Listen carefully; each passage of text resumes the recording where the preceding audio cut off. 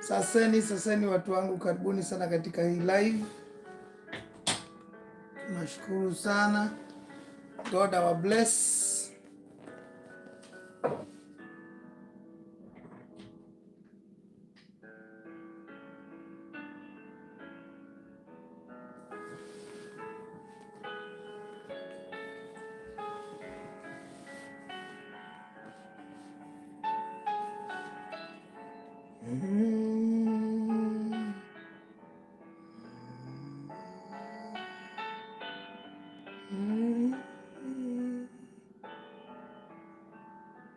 That's right.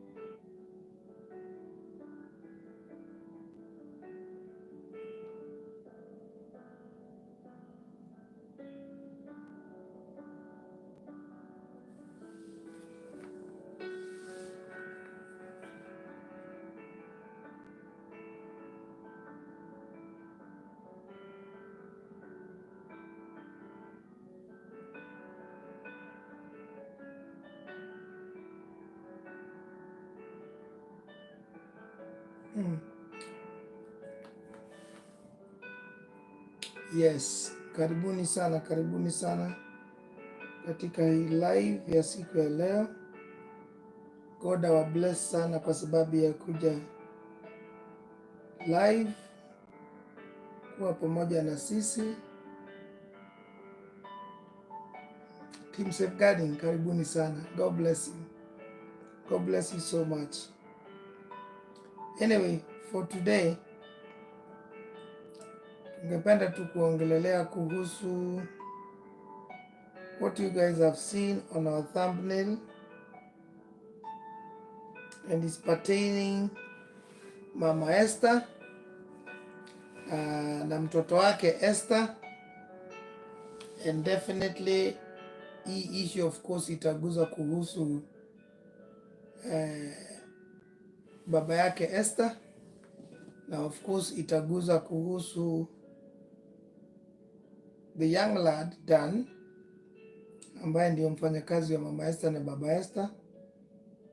But zaidi ya yote itakusaidia wewe na mimi, sisi ambaye ni Team Safeguarding, tuweze kuangalia what are the things that we are going to learn from this story, because kumbukeni watu wangu, these things that we do every day are not just for fun. Hii sio moshene huwa tunafanya. Mimi team safeguarding hatufanyangi moshene. We do what we call teaching. If you look at our prologues, our epilogues, tunakuanga ya kwamba tunasema sisi ni watu ambaye tuna safeguard familia, tuna safeguard watoto, tuna motivate, tuna guide, tuna cancel, all those things. So sisi wanga tufanyi moshene. Alright? So ningependa tu kuchukua this opportunity kuwakaribisha in Jesus precious and wonderful name. Niwaambie tunawapenda sana. Niwaambie God our bless for the love, for being there with us. Wacha kwanza ni cheki nihakikisha kwamba niko sawa. I am clear, my sauti iko sawa. Otherwise the other day we did a live and we realized that tulikuwa naongea tu na hakuna mtu anasikiliza. Watu wasikii. So I think I can hear myself. So I think that's very clear.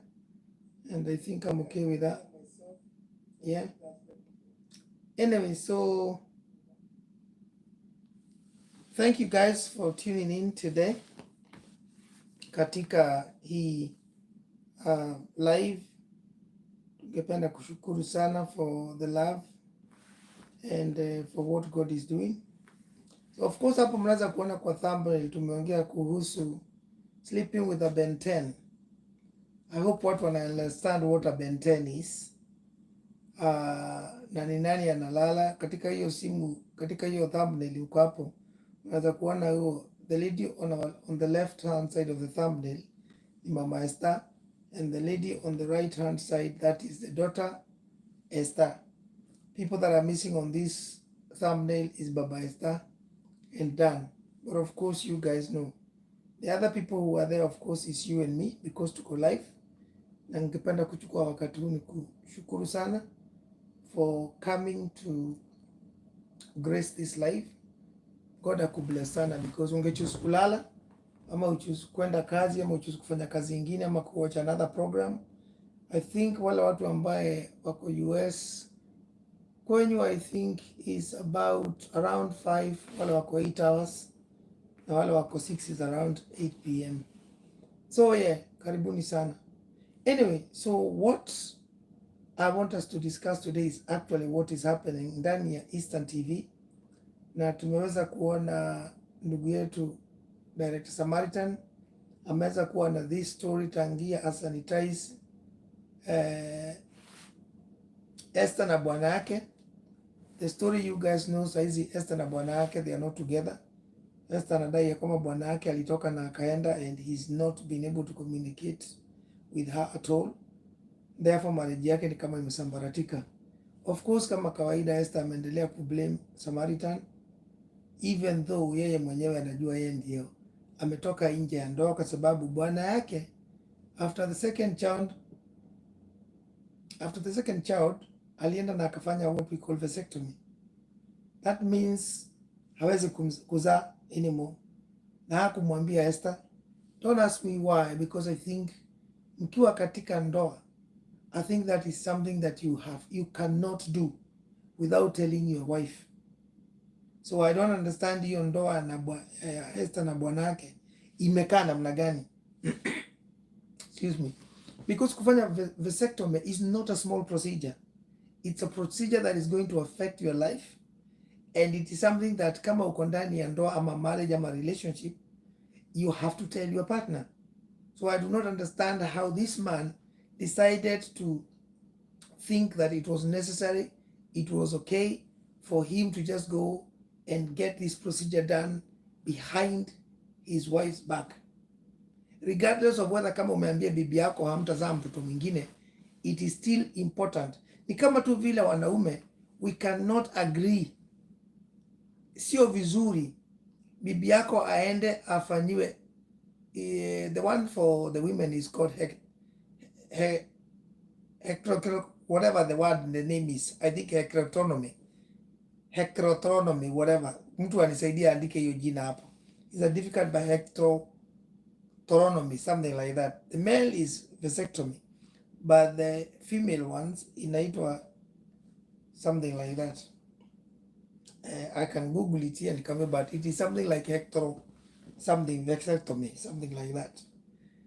Huwezi kwenda ufanyiwe hiyo procedure alafu hujaambia bwanako, because it's wrong. I think vitu kama hizo ni kama tu vile huwezi kwenda useme unanunua nyumba ya 5 million. Iti useme unakuja kusurprise your wife ama unakuja kusurprise your husband. That is not something you can surprise.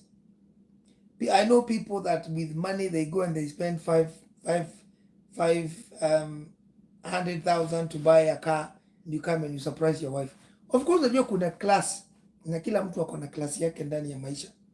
Kama nyinyi ni watu ambaye you rake in 100 million every month, then could spend 20 million is not a problem. You can surprise somebody with 20 million. Hiyo surprise haitakuwa kitu kitu ambaye ni overrated. Manake una rake in 100 million every month. So could spend a fifth of the money, like 20 or 30 million, is not a big deal. Manake bado kuna 17 million that hiyo month. Lakini kama nyinyi munalete 100,000 Kenyan shillings and then unaenda una surprise mtu na unakopa loan ile ambayo utalipa for 10 years, unakuja una surprise mtu na gari ya 500,000. Come on now, life doesn't work like that. So I don't know how that happened, but anyway it happened. Sasa shida pali ilikujia when the guy had already done this procedure behind the wife's back. The wife was not aware. Then the wife started cheating na bosi yake kazini, akaenda mpaka akakuwa na affair mpaka akapata mimba. Then when she got pregnant, she came home trying to play games on the husband. Anamwambia bwana yake, hey han, hi han, guess what, I've got good news, we are expecting a third born. The husband akaza, what, a third born? Bwana yake kamwangalia hivi akajua, you fool, how dare you do this? Oh, that is how they met with Samaritan and all that. Baadaye of course ilikuja kujulikana kwamba jamaa alikuwa anaambia bibi yake ni fool kwa sababu alikuwa anajua that pregnancy is not mine. You must have been sleeping with somebody out there. You must be cheating on our relationship and our marriage, and this is not going to work because definitely mimi nimekuweka hiyo mimba. That's how the whole story. Anyway, tulirudi tukaona mbaba yule ambaye alikuja akadai hiyo mimba na akadai Esther ni bibi yake and all that, ambaye alikuwa bosi ya Esther. And that is where the mom came in, because the mom came and started lamenting and complaining and saying, Esther, umetuaibisha, nimekulea different, nimekulea kwa kanisa, mimi sisi ni watu wa Mungu, mimi ni mtu niko front line pale kanisani, mimi ni mama ambaye anaheshimika, baba yako ni mtu anacheza keyboard kanisani, ni mzee wa all sort of things. So the mother lamented quite a lot and really akakelelesha sana mtoto wake kwa sababu ya hizo tabia mbaya na all that, all the story that you guys know. And unfortunately kama hujui hiyo story, then maybe ningekuuliza just visit Eastern TV and go angalia hiyo story ya Esther and Mama Esther, Baba Esther and Esther. You'll be able to find those stories. I think there's about almost 5 or 6 videos that you will see za hizo stories zote. So anyway, wakati mama yake alikuja kaingililia hapo, of course story ikaenda ikawa sana kama mama yake anasaidi na mtoto wake. Baba Esther now ikawa Esther doesn't want the father to know what is happening between her and the husband, because baba yake alikuwa anasema ni mkali sana, alikuwa anasema my father is bad news. So we know of course the story from there then moved that Mama Esther ikawa sasa hata wameanza yeye na bwana yako wameanza kusema kwa nini mtoto amekuwa hivi na hivi na hivi, wakaanza kukeleleshana. Mama Esther apparently at some point akatoka kwa nyumba, sijui alienda kwao at some point, sijui alikuwa anakaa huko ofisi kwa saa, I don't know. Anyway, ikawa Baba Esther hampati, and that is how Baba Esther ended up at Sama's offices, akakuja kusema nimekuwa nikiona bibi yangu huku, nimekuwa nikiona mtoto wangu huku na bwana yake. Then the father ended up meeting with the husband, wakaletana juu. Then the father ended up meeting with the mother, wakaletana juu. Then the father ended up meeting with Esther, wakaletana juu. And the last of it, definitely of course, baba ya Esther akakutana na Sama peke yake na akamwambia, I would like you to sanitize my wife, Mama Esther. So going back to Mama Esther, Mama Esther of course kama vile nimesema ni mama of course wa mzee wa kanisa. Yeye mwenyewe ni wa kanisa. And she's a teacher by profession. So ni mtu ambaye anaheshimika, ni mtu ambaye ako na status yake ndani ya community, ni mtu ambaye ni role model. Definitely na bwana yake they are employers because wameandika kijana ambaye anaitwa Dan. And this Dan boy, of course huyu Dan boy ni mtu ambaye ametoka tu hiyo area yao. He comes from a humble family that is not very well up. The parents are doing okay according to him, but unfortunately mama yake saizi ana uguza ugonjwa wa saratani, and therefore he is really kind of there to support the family and all that kwa madawa na nini. So it's not been easy. He himself is a student, ako shule na watoto wao pia wadogo wake pia bado wako shule. So he's really been supported by Baba Esther, who has been of course supporting him na mambo ya shule na nini, na zaidi ya yote kumpatia hiyo employment. The guy works katika Kigan, in their shop, and I think they have a wood factory. So I think wako na mashini za kutengeneza za kukata mbao na nini, all those things. So anyway, then the story goes when Samaritan sanitizes the wife, messages are then found of Mama Esther and mfanyakazi wao Dan, and the messages are nasty. They are dirty. They are talking about how they've been having an affair and all these things. Sasa hapo ndipo shida ilianzia, because then of course Mama Esther denies everything. She then knows that her life now is in a mess, not only the daughter is marriage yake imesambaratika pamoja na bwana yake, but sasa naye yake ni kama imejulikana ya kwamba hata yeye amekuwa kicheat. We then of course see Mama Esther akikimbiza Samaritan all over the place huko kwao. When they met, she'd really become bitter, saying Samaritan is trying to break her marriage, her family, just like he done that of her daughter and the husband. And she was not happy. So alikuwa anakimbiza Samaritan na kumchapa huko kwa msitu everywhere. Anyway, the story goes that then Baba Dan of course now meets with the wife and Dan, and sasa ikawa wamekuja kwa mkutano na Baba my apologies, it's not Baba Dan, you're talking of here Baba Esther. So Baba Esther sasa akakuja katika hii mkutano. Of course Sama is always rolling the cameras, and definitely wakati walianzia story sasa Baba Dan akamwambia, no, why am I calling this man Baba Dan? It's Baba Esther. Baba Esther akamwambia Dan angependa amwambie ukweli, because even after trying to really persuade the wife to come clean and to tell the truth, the wife continued to deny. And I think the wife, from what we've now come to gather, is that amekuwa akipressure huyu young man Dan, anampatia pressure, anamthreaten, and I think hata anampatia pesa, quite big money, according to what the guy revealed later, ya kwamba to a point that he needed these secrets not to come out. She needed the cat to remain in the bag, not to be let out. So but zaidi ya yote alikuwa anamthreaten, anamwambia ukisema anything, ukiconfess anything, you are going to lose your job. But also alikuwa anamwambia, if you stop my fulfilling and satisfying my needs, I'm also going to make sure that you be chucked out of the job, because mimi si ndio employer wako. All I need is to talk to my husband that you're not working properly and that I found somebody else. Kwa hivyo alikuwa na mthreaten, namwambia ndakufukuza job, I'll make sure you'll be checked out if you stop kufanya vile mimi nataka.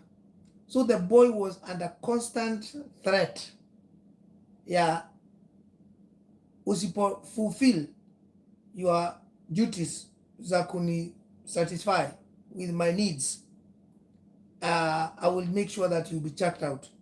So mimi kuna kitu kimoja tu mimi nikaenda tu kuuliza, what was Mama Esther missing ndani ya marriage yake? Because Baba Esther anaonekana ni kama libonge la mtu. I don't think mimi nikimwangalia anaweza kuwa kweli amekuwa dhaifu sexually kwa huyu mwanamke. So before hata niendelee anymore, kuna mtu maybe ameuliza, I know Samaritan has not asked this question. I do not think kuna watu wengi hata wameuliza this one, because I also go through sometimes when I get the opportunity messages nione what people are asking. I may not be able to go through all the message or respond to all, especially zetu, lakini hata zingine kama za Director Samaritan ama nini, naendaga through nione watu what people are saying and what they are thinking. Na it's important to have a variety of ideas, na uweze kusikia watu wanasema, wanaona, wanaangalia nini. It's important. If you're going to be an individual that needs to see things from a wider angle, you need to hear, to listen, but also to interact with different people. Hauwezi tu kuwa wewe ni mtu ambaye unaweka content yako hapo, unaweka maybe hata wakati hata ina premiere you are not there because you're so busy. Unawekea tu watu ina premiere, you are not even there even to go live on the, ama you don't even bother about kucomment hata 1 or 2 or even 10 kurudishia watu. It's wrong. And I know people, unfortunately, when you have hundreds and thousands of subscribers, that may happen, but still be available to be there for your followers, ama for your subscribers, whether ni Facebook, ni YouTube, ni whatever. Be there for your people. You may not be there for a long time, but at least be there. So for mimi, wakati nimekuwa nikiangalia nikaona watu wengi sana hawaegemei pande ya Baba Dan, wanaegemea pande ya Mama Esther, na sasa na Dan na Esther. But mimi kuna kitu moja tu ningependa kuuliza about Baba Dan. Baba Dan is a big man. Of course ni mtu ambaye ni mzee wa kanisa, ni mzee wa kijiji, ni a biker, to my understanding is a biker. You know, those people that ride the bike, Wameru wanapenda sana, you know, biking, which is a very good thing. Kunaweza kuwa na shida yoyote ile ambaye imemfanya Mama Esther aende akafanye ngono na kijana wao wa kazi Dan. Could it be that this man that we are seeing here having all these problems with the daughter and with now Dan mfanya kazi wake and with the wife ako na problems? Could that be an issue? Because hakuna mtu amejiuliza hizo maswali. Because ukiona bibi yako anatoka nje, ni lazima kuwe kuna kashida pahali. In my trainings that I've gone through ndani ya family crisis, you know, analysis, there is always 3 sides of the story in any given relationship. There is always her story, there is his story, and there is the truth. Those 3 things. Now, kila mtu, her, him, they will always try to pull story pande yao. Mimi ndio nimekandamizwa, huyu ndiye anafanya hizi tabia mbaya, wewe ndio ulifanya mimi nifanye hivi na hivi. Every dog will always pull ngozi towards them. Mimi ndio sitafanya makosa, mimi ndio nimetendewa dhambi, mimi ndio nimefanyiwa hivi na hivi. Why is this person doing this? If this person did not do this and this and this, I would not have done this. Kila mtu atavuta issue pande yake to justify vile wamekosewa, ama why they did what they did. If this person did not do this, if this person did not subject me to this, I would not have done ABCD. That is human nature. But the third part, it's the truth her story, his story, and the truth. It is the truth that will always make people free. And once you are made free, then you are set free. And when you are free, you're free indeed. The truth will first make you free. Sababu utasikia sasa hiyo uchofu, uzito imekuondokea. You will be made free from pain, from agony, from uzito, from kukata kulala, kwa sababu hiyo mambo imekulemea kwa roho, kwa moyo, kwa mawazo. But eventually you will be set free, because hiyo ukweli either itasaidia your relationship, it's sorted, or it will help you to move on. So eventually you'll be set free either way, whether the marriage or the relationship will work or not, but you will be set free from that bondage. Na sio bondage ya ndoa peke yake, bondage ya biashara, bondage ya friendship, bondage ya to make decisions. It is all sort of bondage. So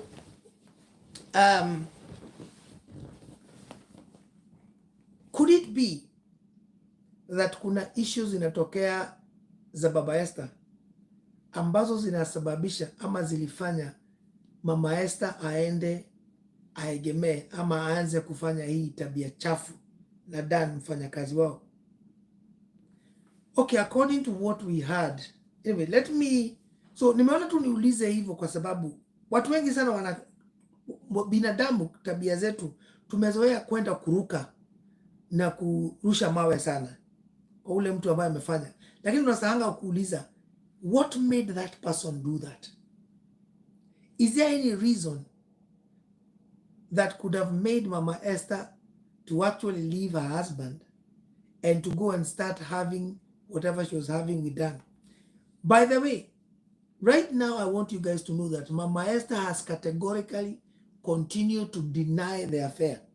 She has continued to deny she's not done any dirty thing na Dan, even though the texts that were on the phone zilikuwa zinasema so, even though the lad has, himself has candidly, clearly said, yes, unfortunately the affair did happen, and it was not a one day, it's a long time. It was supposed to be 3 months, but Mama Esther pushed it all along. And ni ukweli, hiyo ni ukweli. Hata if you ask me, because I've done that video, you can go to a video. I think that was the last video that premiered today, a few hours ago. Ukienda kwa our video utaiona. And I can actually tell you what the title of that video was. Actually, it premiered 5 hours ago. Na inasema, my mom cannot cheat. This is where Esther was lamenting to Samaritan, anajaribu kupiga Samaritan. Namwambia mama yangu is old. Mama yangu is a church woman. Mama yangu is a God-fearing woman. Mama yangu is a wife, is a mother. She cannot do such a thing. So my mom can't cheat. Secret is out. Dan admits to everything. So that is the title. So it premiered about 5 hours ago. So if you go to our channel, you'll be able to see that. And utaanza kusikia how we tuliendesha hiyo story. So anyway, so the question that we are asking is, kuna sababu inaweza kuwa ilimfanya Mama Esther atoke kwa ndoa yake aende afanye hizi tabia na Dan? So I think that side of the story need to be extracted from Mama Esther, but also from Baba Esther. And kama mimi ningeulizwa, ningesema, unfortunately I know sometimes everybody is interviews differently, and Samaritan has his own way of interviewing people, and so will be any other person. The way one person, let me use one TV, TV like Citizen would interview somebody different from the way Inoro would interview somebody. Kameme would be different. Nation would be different. So different people would have different techniques and different ways of interviewing somebody. They will ask questions differently. There are some questions that they would ask, and people will also think, why did you not ask this question? So hatuwezi kusema you did a very good job ama you didn't do a very good, but definitely if I was interviewing Mama Esther ama Baba Esther, I would ask them these questions, because kama saizi hao watu watasaidika na wataenda ndani ya family counseling, because right now their marriage and their family is in crisis, which is where I am trained in, and I come in as a family crisis analyst ambaye anakuja kusaidia ni analyze where the crisis is deriving from. Shida inatokea wapi? Mbona wewe umeegemea saidi gani? Kwa nini uliegemea saidi hiyo? Ni nini haukupata hapa? So you have to ask all those questions. Mimi kama saizi ningeuliza Baba Esther, okay Baba Esther, saizi Mama Esther anakataa ya kwamba hajalala na Dan na hajafanya hizo mambo zote. Wewe unajua na unasema ya kwamba definitely unajua amekuwa akifanya hivyo. So can I ask you a question? How is your sex life with Mama Esther? Wewe according to you, kuna wakati wanga ana complain mambo ya kitanda. Do you guys spend enough time together? Do you treat her? How, unampenda namna gani? Are you those men that just like to geuka, fanya hivi, fungua mguu, leta ulimi, shika ndevu? Are you that type of man? Because definitely kama wewe ni mtu type hiyo, what probably she will be getting from Dan will be completely different. So kuna need ya kuuliza huyu mzee maswali ndio, because I think at their age right now it is not in the best interest of that couple to break apart. It's not in their best interest. First and foremost, it is a very delicate time right now, because their only daughter, their only child, Esther, her marriage is in crisis. Her marriage imeshambaratika, bwana yake amekimbia, na from what we understood from Esther, marriage yao sio saizi imeanzia shida. It started shida from zamani. Yeah, from zamani. Because apparently hata mtoto wa kwanza walikuwa wanaleteana shida, then wa pili ikawa ni shida. Sasa huyu watatu Esther amekuja kusema ni wake, but sio wake. Sasa hata ule jamaa anadai hata hao wengine hajui kama ni wake ama sio wake. So if the only daughter they have, her marriage is finito, kaput, then it is not in the best interest of the parents wao wenyewe kupart because of this. So kama huyu mzee anaweza kutafuta something from within him of how to work his relationship na Mama Esther, Mama Esther aombe msamaha nini na waende through therapy, because they will need what we call family therapy. They need first what we call couples therapy, which is, na to be honest, hata kabla waendelee hapo, they need, Mama Esther need to do therapy ama counseling on herself. Akuje katika what we call self realization.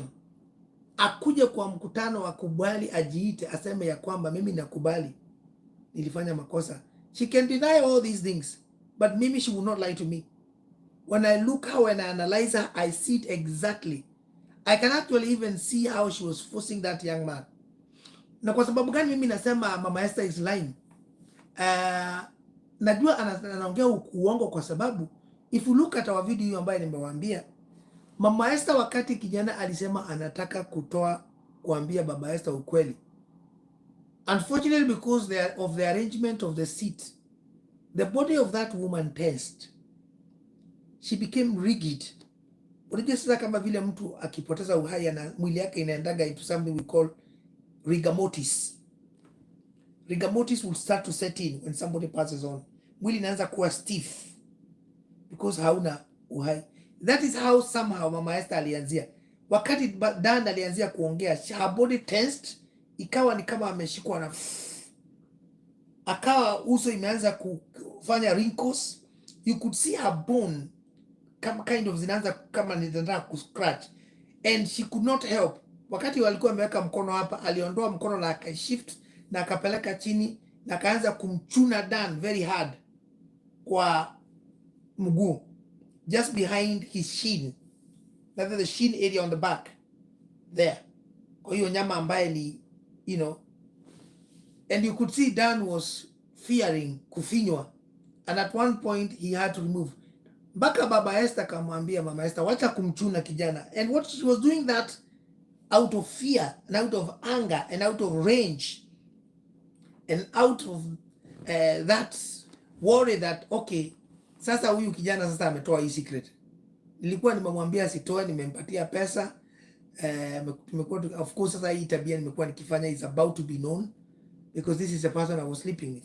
So if she was not sleeping with this boy, if we were to buy her story, then she did not have any reason or story to touch this boy when the boy said he was going to reveal the truth. Angemguza because angesema whatever you say, that's a fake one. And if you go to the story before this boy accepted to tell the truth, yeye alikuwa, every time the lad wanted to talk, alikuwa ana talk over the boy. Anasema nothing like this happened. Eventually, wakati aliona ni kama kijana anataka ku change his mind na aongee ukweli, Mama Esther put what we call a defense mechanism in place. Na hiyo ni ya watu wote ambaye wamefanyanga mambo zote, they always put a defense. Mtu yote ambaye ako guilty anawekanga wote, they raise their defense mechanism bar up high. So what Mama Esther did, wakati waliongeleshwa na wakasema several times that they've not been doing that, that's a lie, watu ndio wanawaongelesha. Mama Esther went too far to even talk about, oh, mimi ni mtu ambaye niko pretty, ni mimi ni mtu ambaye ni beautiful, everybody wants to have me, including my own pastor. Pastor alikuwa ananikatia, nikakataa kuingia box. So unashangaa, Mama Esther, what are you talking about? And I know pastors do that, and I know wanaweza kukatia. But why is it that you never told your husband you are coming to talk that rubbish here? Kama unajua pastor alikuwa anakukatia, why didn't you tell your husband then? That's not a small thing. Nobody would want to go. If my wife and I tunaenda kwa kanisa na pastor anakatia my wife, I would very quickly deal with that issue, and if it persists, we will move from that church. Kama huyo pastor ni senior pastor ama kanisa ndio yake na hawezi kuondolewa na hawezi kuwa dealt with, then we move, because sometimes you have to lose to win. Saa zingine sio lazima eti wewe uone wewe ndio umeshinda. No, wewe lose but you win. Kiona kama saizi hawezi, kama kwa huyo pastor na yeye ndio mwenye kanisa na hakuna mtu anaweza muongelesha, na yeye ndio top dog na hakuna mtu mwingine anaweza kuja kumkelelesha kumwambia pastor, mbona unafanya tabia kama hizi, then you and your wife move to another church. He's not the only pastor ama apostle in town. So Mama Esther alisema hata pastor ananitakanga, hata unaweza kumuita huyo pastor hapa. Oh, kuna wazee wengi sana wananitakanga, but hiyo ni jukumu yangu mimi, ndio nitakubali kujua kama nitakubali kuingia box ama sitakubali, but so anyway, eventually she then said, sasa Baba Esther, kwa sababu tumekuambia ukweli, she was talking on behalf of two. And every time you hear somebody speaking, instead of them speaking on behalf of themselves, wanaongea kwa sababu ya watu wawili, there's a problem. Because why are you talking on behalf of somebody who is able to talk for themselves? So Mama Esther was saying, tumekuambia ukweli. That means me and Dan have choreographed something, tumeplan, tumepropagate kitu, and we have told you that. Lakini wewe Baba Esther ni kama hutaki kusikia. So what Baba Esther now you want us to do is to lie to you. Now do you see how this woman is smart? Huyu mwanamke sio mwalimu bure. She's a smart lady. She's a smart woman. So she came and she derived from an angle of, tumekuambia ukweli, umekataa. Umejaribu kutupressure, kutupush. We have remained constant na kwamba hatujafanya tabia mbaya, hatuja cheat. Na umetuuliza for a very long time, for a number of days, tumekuambia the truth ya kwamba hatujafanya hivyo, umekataa kukubali. You are listening to mushene mohahe ya watu huko nje. But Sasa kwa sababu hutaki kusikia ukweli, the only option that is left here is for us, this is Mama Esther talking, is for us to tell you what you want to hear. So mnaona pahali Mama Esther anaenda. Mama Esther sasa anaenda kwa story ya kusema, kwa sababu tumekuambia ukweli, hatujacheat ukakataa, na unataka kuinsist tukudanganye, sasa tutakudanganya so that utosheleke ya kwamba. Now what she was doing here is what I'm telling you is called a mechanic, what is the word? I'll tell you nikikumbuka. So alikuwa anaenda to a point, kwa sababu sasa najua ni kama hapa huyu kijana anaweza kubreak, na akibreak aruke kambi aende the other side. Yeah, it's called defense mechanism. Alikuwa anajaribu kupandisha hiyo defense mechanism so that already huyu kijana akibreak, then at least hiyo defense itakuwa iko juu. So and therefore of course sasa akasema okay, so if that is what you want, then tutakudanganya. So when actually then the lad started to lie, no, then when Dan started to tell the truth, Mama Esther pretended that that is still a lie because of what she had said. Na vile alikuwa ameambia baba Dan, sasa si umetaka tukudanganye, even though yeye hakuongeleshwa, ule aliongeleshwa ni Dan. Maana wakati Mama Esther aliambiwa, ulisema tukikuja hapa utaongea ukweli, na sasa nimeona uongee ukweli, sitaki kuongea na wewe. When Dan was spoken to, but Mama Esther said, now that umekataa kusikia ukweli, tumekuambia sasa, umeambua vile unataka, so that history ishe. So she's actually a very smart lady, but unfortunately she's not smart enough to outwin, because everything that is done in darkness at some point itatokea tu kwa light, kwa sababu shetani ni lazima atashindwa. Naye shetani pia ni lazima atataka kujioneshana, kwa sababu hawa ni watu wanadai ya kwamba wameokoka, hawa ni watu wa kanisa, hawa ni watu wameheshimika katika village, katika hiyo area yao, and therefore shetani anataka kuangusha, waoneshane ya kwamba huyu Mungu mnatumikia ni. So mimi shetani bado niko juu. I can cause you guys to do nasty thing, you know, even though you are church people. Hiyo ndio kazi ya shetani. John 10:10. Si watu wangu mwende mtafute my shots. If you go to my shot, you will see wase wa John 10:10. This is what I tell people. Don't joke with wase wa John 10:10. The men of John 10:10. They come to steal, to kill, and to destroy. To steal, to kill, and to destroy. 3 things. But Jesus alikuja ondoa hiyo kitu yote and akupatie life, and life in abundance.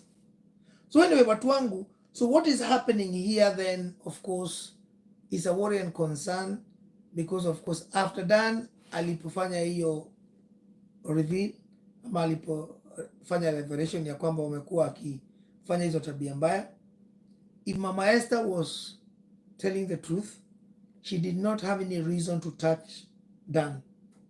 Lakini tunaona at one point alikasirika mpaka alimfinya, mpaka hata yeye mwenyewe uso yake na mkono ikaenda puk. If you look at the last part of hizo clip nilikuwa nimechukua kutoka kwa Eastern TV, alimfinya mpaka akaenda hivi. So that is clear evidence ya kwamba hata akijaribu kudanganyana, she's had that affair. So now katika hii video ya siku ya leo excuse me, tunamwona sasa hapa akija kwa set, wakiwa kwa Director Martin, wakiwa na the only daughter, and wanakutana hapo kama vile Baba Esther alisema, like mother like daughter, and that is the same thing that Esther continued to say during that meeting non-stop. Umeniaibisha mam. Sasa hii mkutano imekuja hapo, imekuja, and I think Esther wanted the mother to confess and come clean ya kwamba amekuwa kicheat na Dan, and that this is very disappointing, and she's disgusted with her mother's behavior. Personally, mimi kama mtumishi wa Mungu, I do not agree with Esther's behavior. It is never okay. It will never be okay kwa mtoto kujaribu kucorrect mama yake. Wacha hata kwa nyumba kwenyu, kwa nyumba, like kwa nyumba yangu hapa, it kwa public, it is never allowed. Hiyo hajaruhusiwa sio kwa any mila. Even in heaven it is not allowed. Esther hana any authority ya kuja kuambia mama yake hii ni tabia mbaya. Yes, we know ni tabia mbaya yeye kulala na Dan, whatever. It has happened. But you cannot go and start to uncover your mom's nakedness. It is never gonna work for you. We seen it na watoto wa Noah after the flood. Akina Shem, the 3 sons of Noah. Go and read the story. Those waliamzia kuchekelea baba yao na all that, they received a curse. So hauwezi kuja kwa national TV wewe Esther, ukuje uambie kukelesha mama yako, uanze kumwambia mama uko na tabia mbaya, unaniaibisha my friend, mama wanasema hivi na hivi, mbona unalala na mtoto mdogo, mbona unalala na mtoto ambaye tumeandika nyuma. No. Yes, I know she's amekosea. Yes, I know mama yako amefanya tabia mbaya. Yes, I know it is behavior that is unacceptable. Yes, I know ni role model kule shuleni, ni mwalimu, tabia yake ni chafu. But you Esther, you do not have the authority kama mtoto wa huyo mama kuja kuambia mama yako na kuongelesha mama yako design kama hiyo. You ought to be shamed, because first and foremost you don't even have the moral authority to do, because when you yourself were in the same boat. You are in the same boat. You left your husband who had done vasectomy and you went and you slept with another man. And actually, you did not just only slept with a man. You actually went and you started another family. So when kama ulikuwa na 2 husbands, you lied to another man who happened to be your boss that you don't have another family. Ukijua uko na bwanako na watoto wawili, and you became pregnant of that man, na ulikuwa unafanga eti muone na yeye. So you are worse. You can't even have the decency. Wewe hata ufai kuongea. Don't talk. When other people are talking, you can't talk, because it's wrong, Esther. But tukirudi ndani ya the place of God, you cannot come and condemn and start telling your mom how she's been amefanya. No. You were in her womb for 9 months. At least kama haumpatii heshima yote, mpatie heshima ya kwamba ulikaa ndani ya tumbo yake for 9 months. Mpatie heshima kwa sababu alikunyonyesha, ulinyonya matiti yake maziwa for I don't know 2-3 years. Some people do 4 years. You are the only child. Mpatie heshima kwa sababu alikuwa na kupanguza choo for years.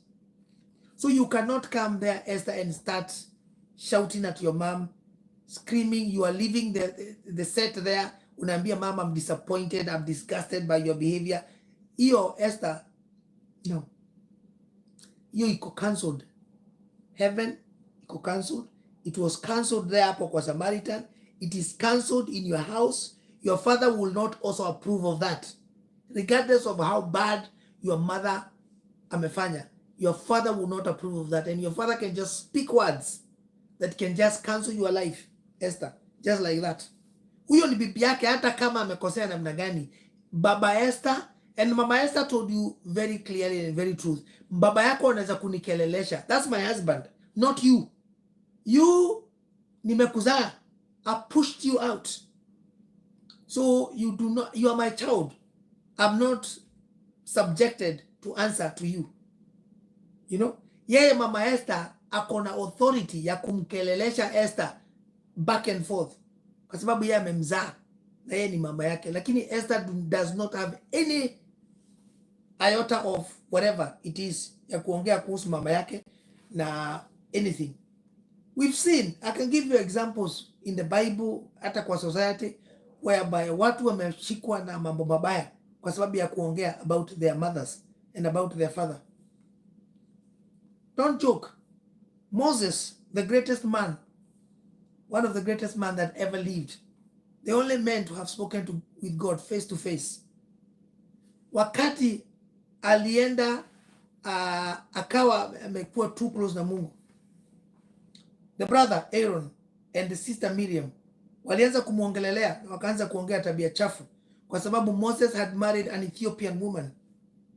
Kasema, oh, you're supposed to be a Jew, why are you marrying an African woman? Why? Esther, think, be very careful.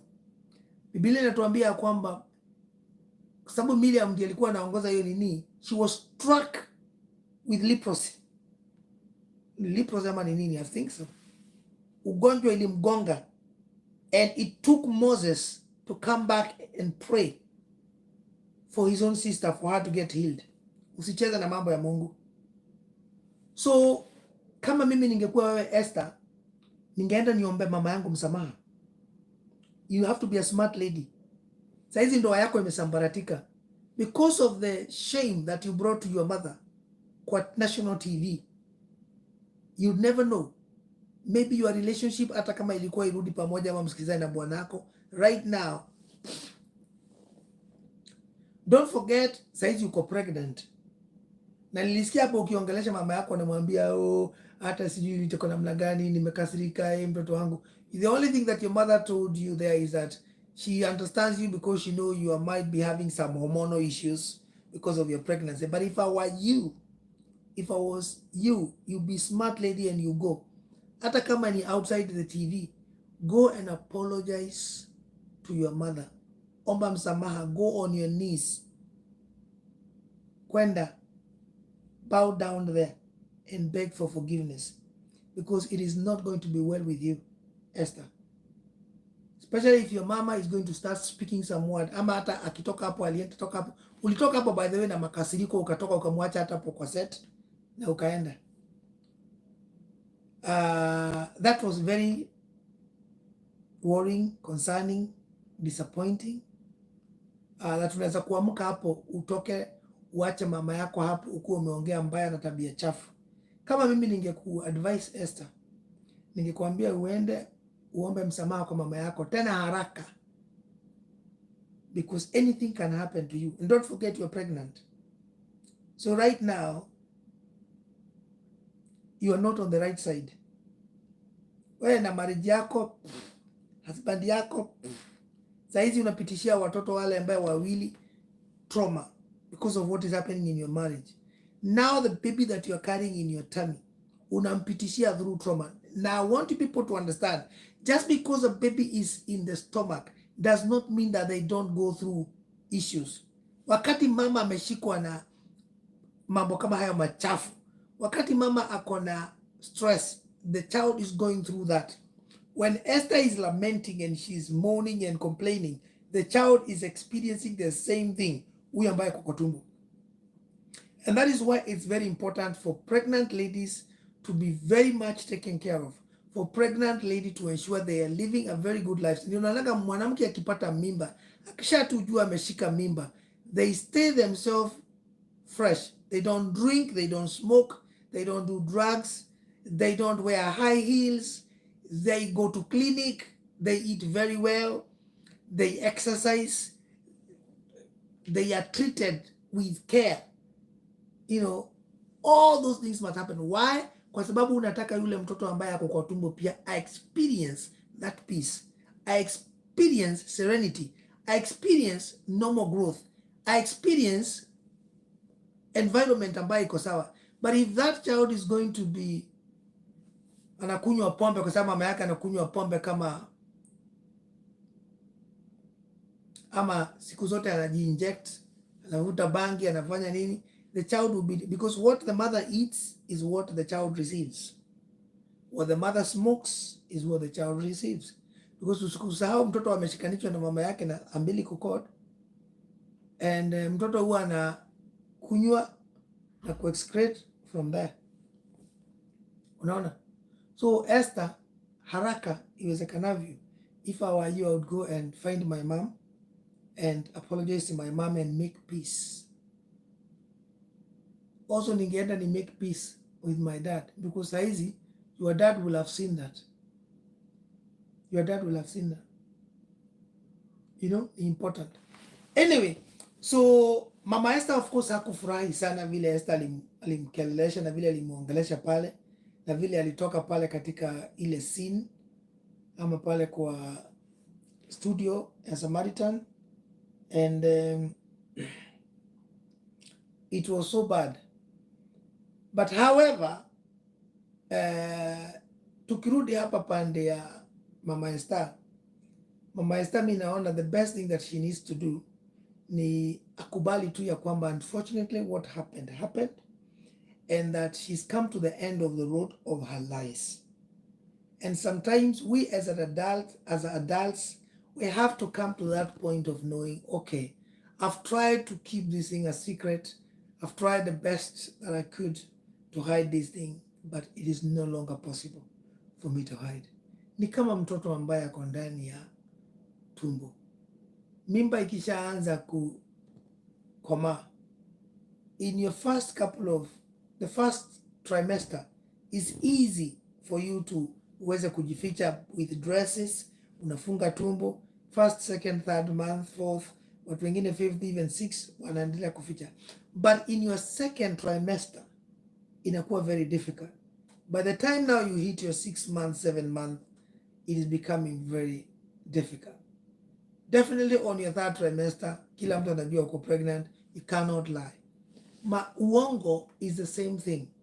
Lies is the same thing. One problem with a lie, if my people you've never known what she does a lie is easy. You have to cover a lie with another lie. And then that lie you have lied, you have to cover that lie with another lie. Lie. You have to keep lying. That's the problem with lies. Soon as you become a liar, you have to become a pathological liar for you to succeed in your lying. You have to remember how you lied yesterday. You have to remember how you lied last week, last month. If you meet with me and you lied last week, you have to remember what you lied to me. Because if you don't tell me exactly that, and you don't forget, I'm remembering what you told me. So if you told me another version of what you told me last week, I will know you lied. So the problem with lies is that you have to cover that lie with another lie. And that is why it is important for you to tell the truth. Because there's only so much you can lie and remember what you lied. At some point, if you are a liar, you will be caught out. Because there's only so much lies you can lie before you forget. Remember, we don't have 1 million memories or mind that you can lie every day 1 million times. No. You have 5 senses, and your brain can only hold so much. Especially something that is not right. Lying, you're going to find it difficult to hold it because it's eating you from the inside. And eventually it will showcase on the outside. Right? It's like joy. Joy, once it starts from within, it will manifest without. Once it starts happening within you, you will find yourself smiling, laughing, giggling, because joy has to come out. It is within, without. It starts from within you and it comes on the outside of you. Within, without. So when you lie, you do the same thing. So if I was Mama Esther, I would stop this, because definitely tukijaribu kuunganisha kila kitu, tunaona where the picture is. That definitely she's lying. But wacha mimi sasa nijaribu kuanalyze why Mama Esther is lying. There's a few things that we need to understand. That Mama Esther, first and foremost, she's a wife. She's not a wife of 5 years or 10 years. Kuoleka. Ni mwanamke ambaye ameoleka for over 20 years. Na Baba Esther. So kuna aibu kubwa sana. Na anaogopa hii aibu ya kwamba ametoka nje ya ndoa akaenda kufanya ngono. She has committed adultery. So kuna hiyo aibu ya amevunja ndoa yake ya over all these years. The second one, kuna aibu ya kwamba wewe mtoto wako saa hizi marriage yake haifanyi kazi kwa sababu amecheat. Na wewe sasa mama yake inaonekana wewe ndio ulikuwa unamfundisha na unamuonesha kucheat. Kuna hiyo aibu. Na ndio ulikuwa unasikia Baba Esther alikuwa anasema like mother, like daughter. Sababu kama hasa wewe umekuwa mkifanya hizi tabia kama hizo na mtoto wako, unamuonesha mtoto wako maybe anajua wewe una cheat, and that is why she is also doing the same thing. So kuna hiyo. Kuna ya tatu, Usisahau ya kwamba mama Esther ni mtu wa kanisa. Anasema anadai ya kwamba ameokoka na anafanya akona ministry kule kanisani. Anajulikana yeye ni mama wa kanisa, ni mama yako na heshima. So bwana yake pia ni mzee wa kanisa, ni mtu anafanya keyboard pale kanisani. So kuna hiyo aibu na kuogopa ya kwamba sasa kama mimi ni mtu wa kanisa nitaonekana namna gani? So I have to continue lying and denying this ever happened because I have to cover this. Another thing, kuna hiyo wokovu of course. Nasema mimi ni mtu ambaye nimeokoka. So nitaoneshana hadi ya kwamba nimetenda dhambi. How do I agree that I've sinned? I've committed adultery. That's another one. Another one. Kuna aibu pia ya kuonekana amefanya na ametenda hii dhambi na nani. Of course this is a young man. A young man actually in his early 20s ambaye amekuwa akimshurutisha, akimforce, akimwabuse kufanya hizi tabia chafu na yeye. So kuna hiyo aibu kubwa, and that is where the daughter was coming from. The daughter was coming from the angle of why mom, why could, at one point alimwambia, why couldn't you go and look for older men of your class? Kama dada amekuchokesha na dada haumtaki, why couldn't you go and look for men that are of your caliber? Mtu ambaye ni old warika yako, ama at least a few years younger than you, no older than you, ama hata younger, kuliko kuwa na mtu ambaye they are your, like lika yangu mimi, your son. So why? So hiyo ni aibu ingine. Okay, another aibu ingine ambaye iko ni this guy hata kama bado ni mdogo, although tunajua ni adult, kwa hivyo hapo sio, hakuna kitu anaweza kufanywa kwa sababu ni adult, although ni lika ya mtoto wake. Lakini kuna kitu ingine hapa ambaye pia tunafaa kuangalia, ambaye mama Esther anaogopa. Mama Esther pia ameabuse mfanyikazi, kwa sababu Dan is their employee. So mama Esther hapa ame break code za employment. Hufai kuwa unashurutisha mfanyakazi wako mambo zingine, unamlazimisha ni lazima tufanye ngono ama nitakusema ufutwe kazi. That is threatening somebody and intimidating somebody. So ame break code za wafanyikazi. Haufai ku put pressure kwa wafanyikazi, ni lazima walale na wewe ndio wabaki kwa kazi. That's wrong. So hiyo ni tabia chafu. So kama employer amefail, ameabuse mfanyakazi wake. That's wrong. But I think also one that really strikes her bad and makes her continue to lie non-stop. Naona hii itamsukuma, itakweli itamletea shida sana. Sio eti kwa sababu yeye ni bibi ya baba Esther. Sio kwa sababu eti yeye ni wa kanisa. It's because she is a teacher. She is a teacher. Huyu ni mtu ambaye anasomesha, ni mwalimu, ni mtu ambaye anaangaliwa, akona wakufunzi, yeye ni mwalimu, no, yeye ni mkufunzi, akona wanafunzi, yeye ni role model, anafaa, yeye ni mtu ambaye maybe anaongeleshanga wasichana huko kuhusu tabia kama hizi, but now she's find herself doing that thing. I want to believe our wasichana, kuna wasichana wengine sijui kama anasomesha secondary ama anasomesha college ama anasomesha primary school, but hata kama ni primary school anasomesha, kuna wasichana wako class 8 wale ambaye wanaweza kudate Dan. Because wasichana wako class 8, they probably would be in the 16 whatever, depending on mtu ametoka wapi. Kama of course anasomesha high school, then of course tunaongea watu ambaye wanaweza kudate Dan kabisa kabisa. Kama ni college, of course ni watu wanaweza kuwa wameona Dan. So kuna hiyo aibu kubwa sana ya kwamba wewe ni mwalimu, na inamfanya mama Esther aone mimi nitakufa nikisema hii ni uongo, hata kama tunajua the truth is that amefanya hivyo, kwa sababu everything that we have looked and seen has gone towards there. So hizo vitu zote tumetaja hapo zinamfanya mama Esther ashindwe kuongea ukweli, na analemewa kukubali ya kwamba amecheat. But if I was Mama Esther, I would forget hii ya walimu, I would forget hii ya vile watu wa kijiji watasema, how people online watasema. I'll forget my daughter, I'll forget even my husband. I would consider God, because God is ultimate. Hao watu wengine wote wanaweza kuongea, wanaweza kufanya ni, they can actually even take your life. Lakini na wanaweza kucrucify, and human being are known to do that. Lakini ogopa Mungu, Mama Esther, kwa sababu Mungu not only can he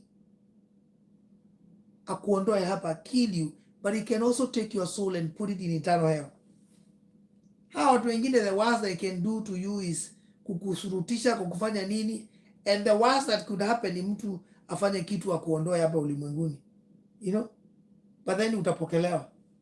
But Mungu anaweza kukuondoa hapa akupitishie through hell, because God can allow the devil to torment you now, because sasa wewe umefungulia what we call the floodgates, because what has happened there between you and Dan has opened the floodgate.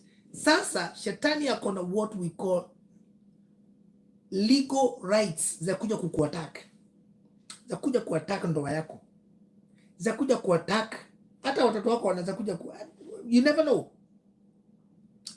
za kuja kuattack business yako, za kuja kuattack career yako, za kuja the floodgates have opened pande ya shetani, kwa sababu umefungua mlango. Waswahili walisema usipoziba ufa, mtu wangu, utajenga ukuta.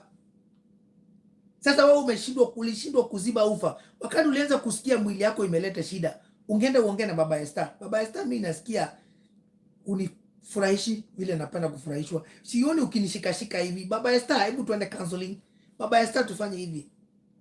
Na mimi ama Baba Esther, hebu tufute huyu mkijana kazi. Macho yangu nikimuona naanza kumfikiria vibaya. Hebu tumfute kazi, manake staki what I'm seeing this boy for, sioni kiwa mzuri. Naomba tumfute kazi, kwa sababu naanza kuona macho yangu yakianza kumwangalia design. Na Baba Esther angemfuta kazi haraka haraka, alete mtu mwingine hapo. You know what? Wewe what ulifanya, ulifungulia shetani mlango. Wakati ulifungulia shetani mlango, shetani alikuja na akafanya kazi na wewe. Sasa amekuachilia. Sasa wale watu wanakuja huko ni kukutorment. Sasa huwezi kulala. Usiku ulali, your daughter is not sleeping. After your husband is not sleeping. Guess what? Dan is not sleeping. Guess what? Dan's family will not be sleeping. Because walikuwa na expect msaada kutoka kwa Dan. Mama yake ndio huyo ameungua. Ameungua ama ameugua. Swahili saa zingine kinaweza kuleta shida, watu wangu. Ni kuugua. Swahili sanifu, kuugua. Anauguza, yeah. Ugonjwa wa saratani. So you see, unfortunately she's suffering from cancer, and therefore alikuwa na rely sana na support ya Dan kununua madawa nini. Dan ni mwanafunzi. I don't know kama Dan ako na girlfriend ama ako na wife ama ni namna gani, but kama if that is the case, hata hiyo sasa relationship yao imesambaratika. So you can see, just by kufungulia shetani tu kidogo hivi, vile Waswahili walisema usipoziba ufa utajenga ukuta. Sasa ukuta umekuwa mkubwa, umeenda all over the place. It's not now easy to solve that out. It's now everywhere on social media. That is why I'm talking about it right now. Kama ungeziba ufa, Mama Esther, mimi singekuwa naongelelea hii story. Haingekuwa imeenda kwa Eastern TV. Haingekuwa worldwide saizi. I can bet you, Mama Esther, everybody is talking about you. What you've done, everybody is talking about your daughter. Saizi watu hata hawakasiriki na your daughter. Wanasema wamekuwa wakiona Mama Esther ametoa hizi tabia kwa mama yao. And that's exactly what your husband said. Your husband said like mother, like daughter. Na watu wanaweza kusema ni kweli, watasema ukiona Esther anafanya hizo tabia chafu, amekopi kwa mama yake. Mama yake ni mtu amekuwa kilala nje ya ndoa yake all the time. And that is how mtoto wake amefuata hiyo tabia. So, wacha tuangalie kuhusu huyu Dan. Sasa huyu Dan saizi unfortunately amejikuta katika an area that is a predicament that he doesn't know how to get himself out of easy, because amewekwa under a lot of pressure, and like kama vile tumeongea kuhusu kwao, they are just okay, they are not very able, and unfortunately the mother is suffering from that killer disease, cancer, anaendelea kunywa vidonge. So support ya Dan financially is critical. Sasa right now he does not know where his support itakuwa, because I am not sure kama baba Esther atakubali endelee kazi, because would you, if you're baba Esther, would you? So sasa huyo mtoto saizi kama alikuwa na relationship yeye na alikuwa na bibi, I don't know how old he is, but I can tell he's in his early 20s. I don't think he's in 30s. I think ako 20s huyo kijana. In his early 20s. Sikia bado ako shule. He's in early 20s ama late 20s. Akienda sana ako in his mid or late 20s, early late 20s. I don't think he's in 28, 29 huko. Unless akuwe ako na baby face. But from what I saw, he's not that old. Sasa huyo kijana kama alikuwa na girlfriend ama kama alikuwa na bibi ama partner, I can guarantee you that relationship is gone. Because regardless of whether alikuwa anashurutishwa, alikuwa anafanyiwa abuse, he is an adult and he refused to say no. Aliona pesa, anapatiwa pesa nyingi, na yeye mwenyewe ndio eventually, because one thing that we have to say, hakushikwa na nguvu. Hakushikwa na nguvu. Alisurutisha, of course alipatiwa pressure na mama Esther, but akaikubali kuingia box cha nguvu na akaingia. So what happened after that, after walishaanzia the first few times, apparently mama Esther alikuwa ameagree miezi mitatu, but after miezi mitatu sasa akaanza kulazimishwa na kushurutishwa, lazima upatiane service. Usipopatiana service na kufanya. So anyway, huyu kijana sasa kama alikuwa ndani ya relationship, hiyo imeenda. Huyu kijana sasa inawezekana mama yake afya yake inaweza kudhootika if kama hatakuwa na akifutwa kazi, kama hatakuwa na pesa, before he finds another job and all that to get money to support the family, the mother may just disappear just like that, because the mother right now katika hiyo ugonjwa, she must have medication. So if the boy was the breadwinner ama the medication, pesa za medication zilikuwa zinatoka hapo, if he doesn't have a job, what is going to happen to the mother? So so yeye na watoto wao wengine wanaweza kuwa wamepoteza mzazi just like that because ya mama Esther. Dan for 3 years amekuwa akikaa na akilelewa na baba Esther. Baba Esther has been supporting him huko kwa kifamilia, ya mambo ya pesa, but also kwa shule. The guy is still in school. That's why anasema yes, you're too very good.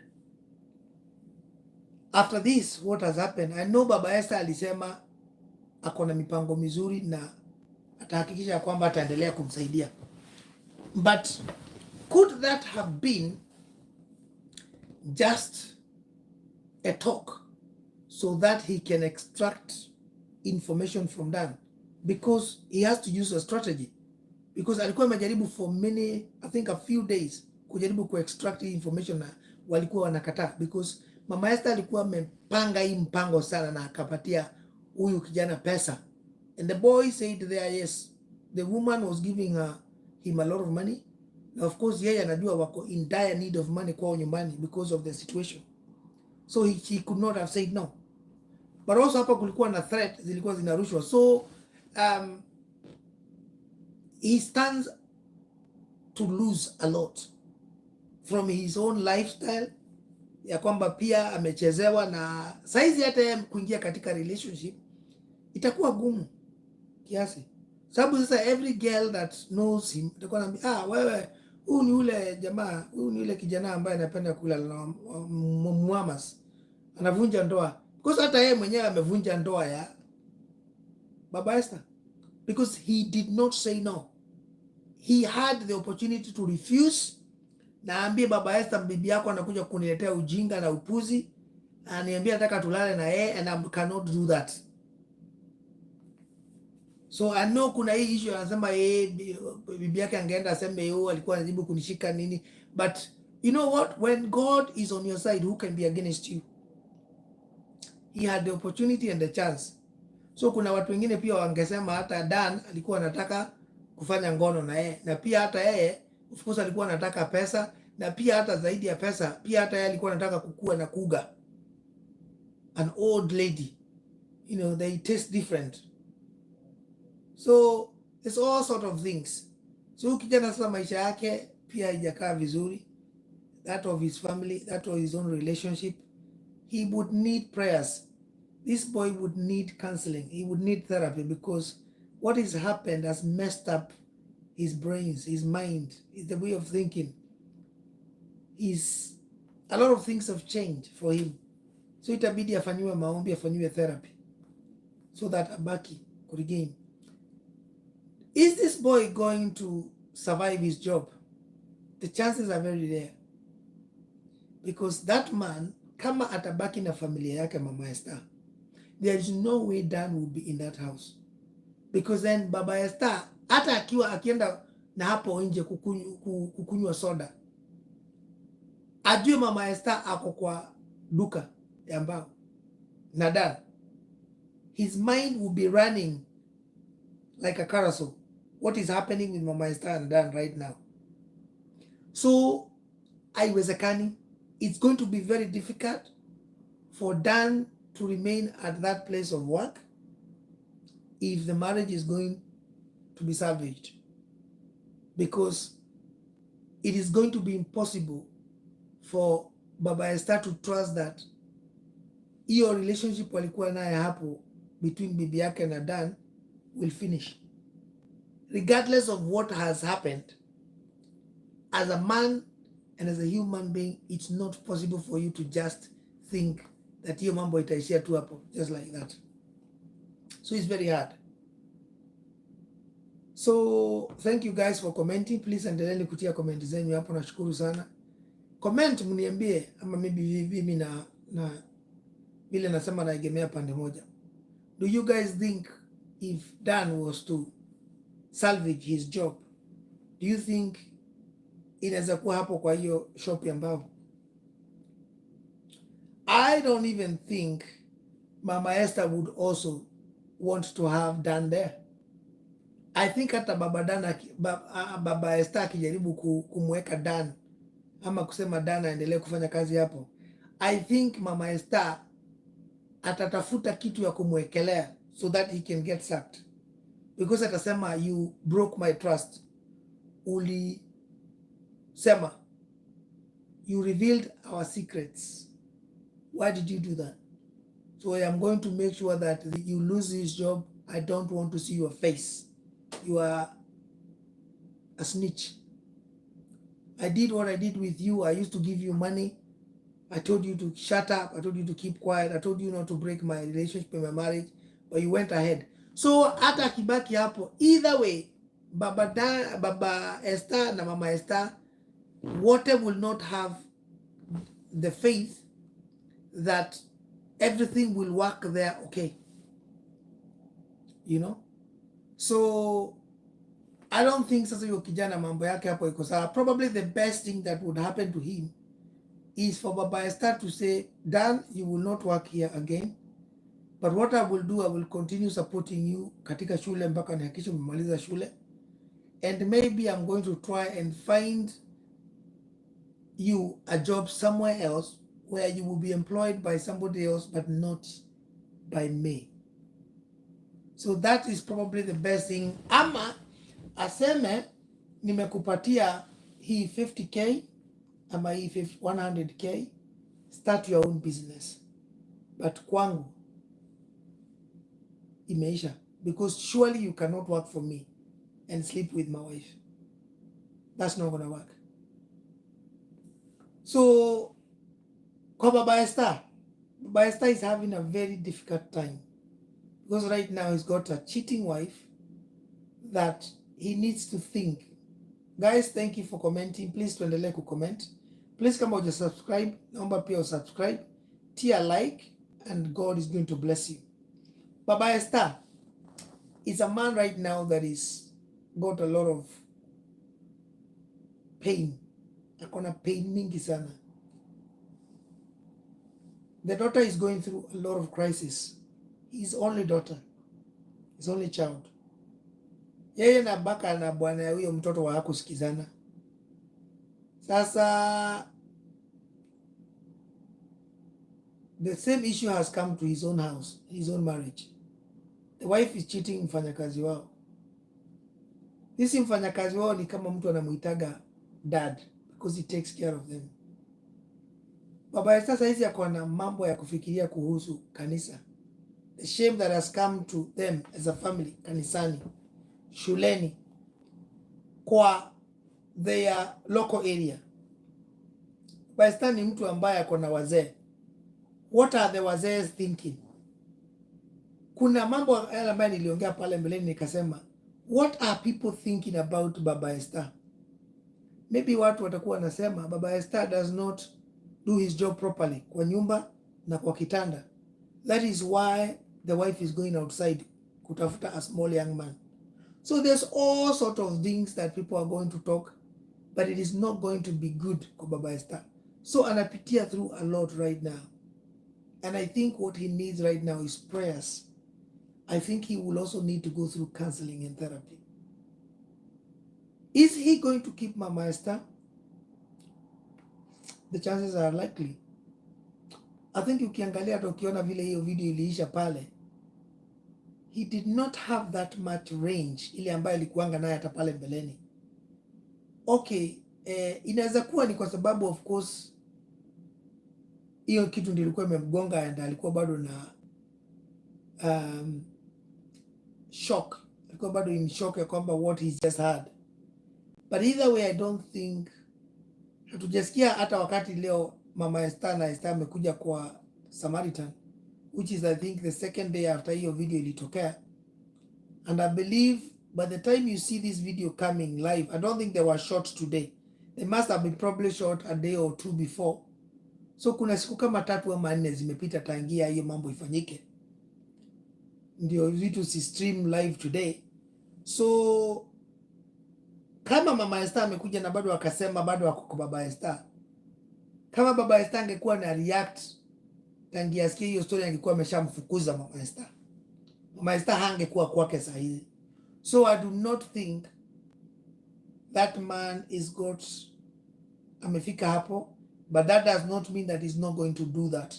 Anaweza kuambia Mama Esther, sasa mimi I've come back to my senses, akili yangu sasa imesettle in, na sasa nimeona what you've done, so kindly pack and disappear. I don't want to ever see you again. And I think if that is the case, Baba Esther, not only is he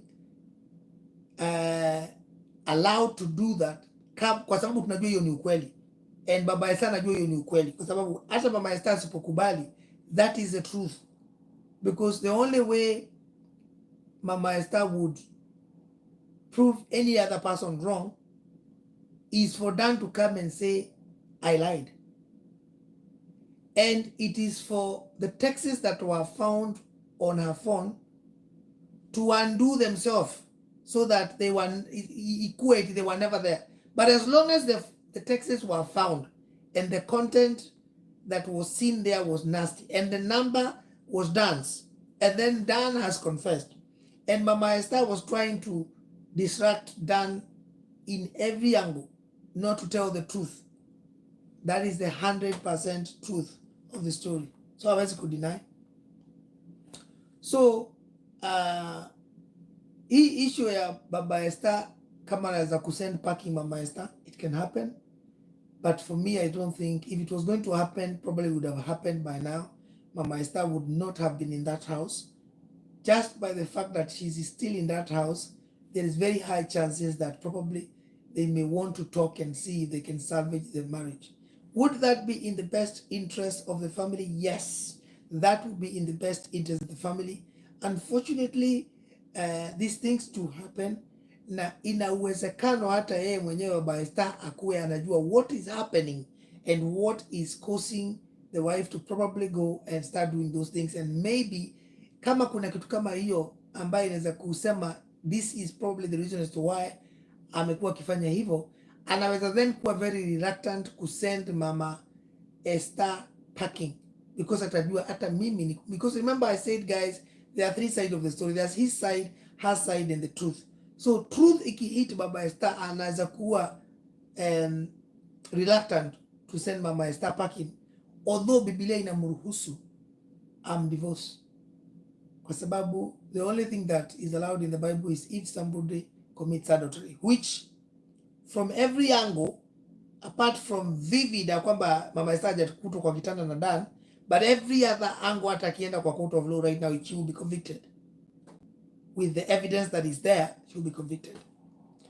So the man is in a very delicate, painful area, dark area of his life right now, and saizi yule mtu anaweza kumsaidia ni Mungu tu na maombi. Mimi ningemuuliza afanye maombi mengi na apige keyboard sana, spend time doing keyboard. Keyboard is very therapeutic, music is very therapeutic, it's very godly. Do worship songs and wash your mind, wash the way you are seeing things and thinking and hearing with the word of God, na Mungu atakusaidia sana katika whatever decisions you want to make. So watu wa Mungu, I think what we are learning from this video today, I've been almost 1 hour 25 minutes. Tunasoma ya kwamba tuheshimu ndoa. Nimebaki kusema time and time again, watu waheshimu ndoa. Nimebaki kusema tafadhali, ukisikia ndoa imekulemea, ongea na your wife, ongea na your husband. Don't go and start doing crazy things. Talk to your husband, talk to your wife, talk to your partner. At least hata kama umeshaongea na hiyo mambo yote, ukasema mimi nimekuongelesha, nimeshindwa, then you know, at least when the time mmeshindwa nyinyi wao wawili, if you have a best couple, speak to the best couple. If that is not working, go to your pastors. Kama hata mambo ya pastor imeshindikana, endani kwa wazazi. Do all these things. Then at least kama hiyo mambo imeshindikana, then mtu hata hawezi kumuona sema, listen guys, I've tried everything that I can, but this has not worked. It's been 2 years, it's been whatever time, I can't do this anymore. But come on guy, your husband does not know what you're doing. Your wife does not know what you're doing. Come on now. So anyway, watu wa Mungu, please let's learn that hata kama kuna shida ndani ya ndoa, ongea, vocalize it, get help. There's all sort of help that husbands can get if they are not doing what they're not supposed to be doing ndani ya ndoa. There is all sort of help that women can get if they are not functioning vile wanafaa kuwa na function ndani ya ndoa. Hata mambo ya watoto inaweza kufanya watu wakosane. Get help as quickly as possible. Do not delay. Ukishasikia kuna crisis, get help immediately. Because tumesema usipoziba ufa, utajenga ukuta, watu wangu. Guys, I think that's it. Ningependa tujue ya kwamba kuna limit. Esther was not supposed to talk to her mother that way. She does not have any right kuongelesha mama yake namna kama hiyo. Na mimi nimejua kama kuna mtu yote ambaye hapa anamjua Esther na akiona hii message, mwambieni Esther aende aombe msamaha kwa Mungu, na akimbia aombe mama yake msamaha, baba yake, hata the husband akimuona, ama watoto wake kama ni wakubwa. It's important afanye hivyo, kwa sababu ile what he did there was unacceptable, tabia mbaya, regardless of whatever the mother has done. Anyway, if I was to give the last words to Mama Esther, I would say, I think from what this video is saying,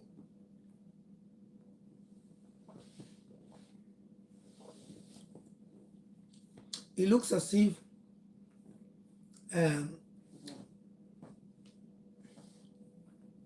judge anataka kupiga kwa sababu from every angle hakuna pahali panaoneshana ya kwamba you are not guilty. So but of course tunajua ni lazima utafanya hivyo kwa sababu you have a job to protect and a career. Kwa sababu soon as Mama Esther accept that, there's very high chances that atajikuta in a very thin line. Kwa kanisa, kwa shule. Kwanza shule is very easy because of code and ethics za shule. When you tarnish your name, especially kama wewe ni mwalimu, because that is going to not only affect her but affect the school. Sababu sasa shule itakuwa nasema, oh, look at a teacher, what a teacher is doing, you know. Sasa wataanza kushangaa, huyu mwalimu kama anaweza kulala na huyo mtoto ama huyo kijana, young man, how sure are we that junior teachers here that are coming, she's not going to do that with them? So there's all sort of things that can be said, and I think but either way, it's important. The truth, unfortunately, will have to come out. Hawezi kuificha Mama Esther. If that is the truth, it is the truth and nothing but the truth. So help you God. So mimi ningekimbia kwa Mungu, ni confess, niombe Mungu, alafu nirudi niombe msamaha everybody. The good thing is that the person that you are doing that with is not mtoto wa shule. He's an adult, regardless whether he's vulnerable or not, but ali consent. So the school may take action against you kwa sababu ya kuharibu jina yao, sababu wewe ni mwalimu huko maybe na umeheshimiwa and your position, and the school now is in disrepute.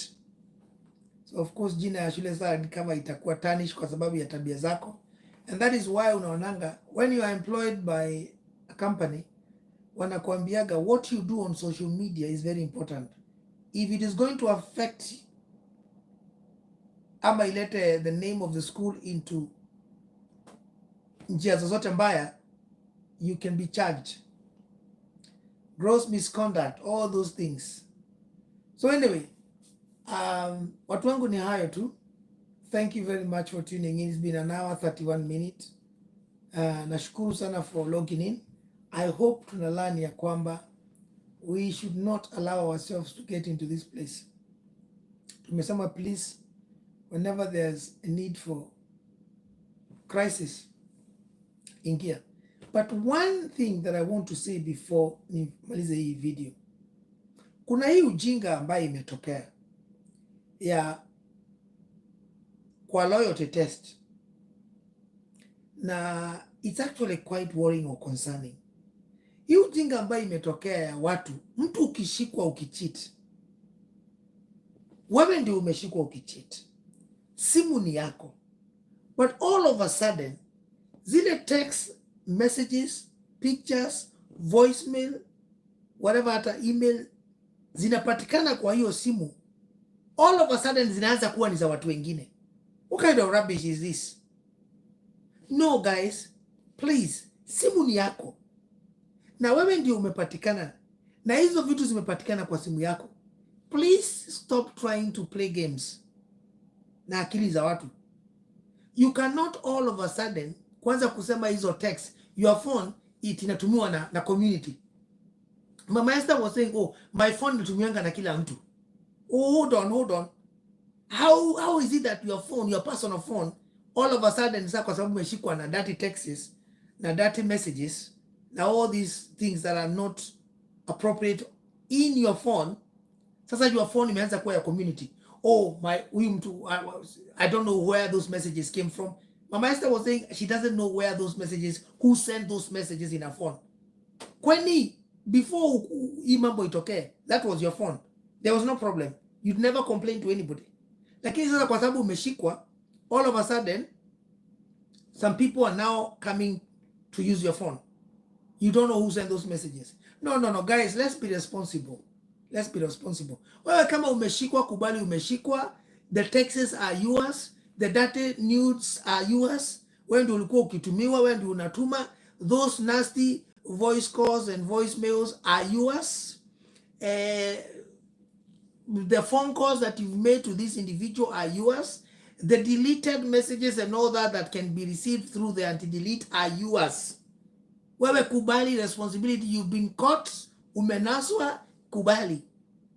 Game finished, end of it, it is yours. Stop starting to put excuses or blaming other people. I don't know who sent that message there. I did not use my phone. Oh, my friend often uses my phone. Watu wako na hizi tabia za my friend often uses my phone. You know, my work colleagues, No, please, ukishikwa, wewe kubali. Kimeumana, oops, kitakuramba. It's as simple as that. jua tu ya kwamba nimesemanga Satan has no free gift. Wakati utaendelea kufanya kazi na shetani, at some point atakuangusha. He's going to drop you just like that before noontime. Ni hayo tu watu wangu, nashukuru sana. God our bless sana for coming to this life. Asanteni sana. Definitely I know I'm going to see you again very soon in another live ama video. But until then, watu wangu, Mungu wa bless sana sana. Nitacheza tu a few minutes worship song hapa tumalize naye, and I know you guys are going to bless. Ama nisome tu, I know nimekaa sana, but let me just read. Let me just read a few messages, nione watu wanasema nini. Ruth, good morning, good morning. Mkenya halini saseni, team safeguarding, tuko poa, tunaendelea vizuri. God bless you so much. Good morning, inspiring family. Vasectomy hiyo ilikuwa ni ya mwanaume. Ya mwanamke ndio nilikuwa nauliza. Hebu mtu aniandikia hapo ya mwanamke. Vasectomy is for men. For women is what? Hysterectomy. Something, a word like that is siwezi kuitaja. Hysterectomy, something like that. Mtu aniandikia hapo nione. Eve Naftali, hi. Salama sana. Eve Naftali anasema Baba Esther should set his wife free. She will still look for small boys. Some Ben 10. Hey, watu wa Mungu, unajua unajua hawa mama wanatafuta Ben 10. Wani nini wanasikia hawa Ben 10, unajua wako na nguvu, they are strong guys. When they start doing this kazi, they do it with passion and na fujo na ghasia. So eti Naftali anasema Mama Esther anafaa kupatiwa opportunity aondoke, kwa sababu asipoondoka itabidi tu atafute hao Ben 10 after some time. Honestly, there is very high possibility. Kongwarohi anasema it's so disappointing too. I'm telling you. Yes, it is. Indeed, it is very disappointing. It is quite worrying that kitu kama hiyo inaweza kuhappen kwa familia kama hiyo. And it's so sad because ungedhania ya kwamba huyu ni mama ambaye amekomaa, ni mama ambaye, those are not things that you would not expect such a woman to be doing. Na hata kama atazifanya, at least unge expect afanye hivyo na mtoto mdogo. I'm not saying kuna kitu anafaa kufanya kama hiyo ambaye ita justify, kwa sababu hakuna. There is nothing. When you are married, it is still death do you part. Hakuna hiyo issue eti ya hey, naweza kufanya hivi na hivi, no. But at least tunasema hata for whatever, for decency or whatever. Come on, mtoto mdogo, ai. No. Yeah. So yeah, it's not on, and unfortunately it has happened, and there's nothing tunaweza kufanya. It's just tukubali that is how things are. Iko hivyo, and hopefully tuna learn. So now the key thing here is sisi ambaye tumeona hiyo, we are not going to go through that. Hatutayapitia through that kwa sababu tumeona na tumesoma. So please do not allow yourself to go through that, especially kama sasa umesoma and then you go through that again. It will be wrong. Anyway, guys, asanteni sana. Nawapenda bure. God bless you. I'm going to bed now. It's almost 3 here.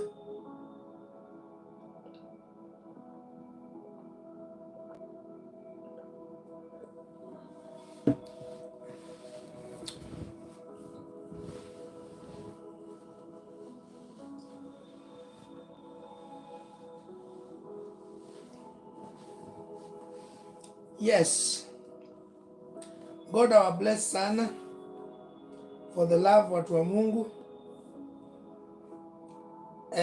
I was looking for that word kabla niende. Let me tell you what that word is. The opposite of vasectomy.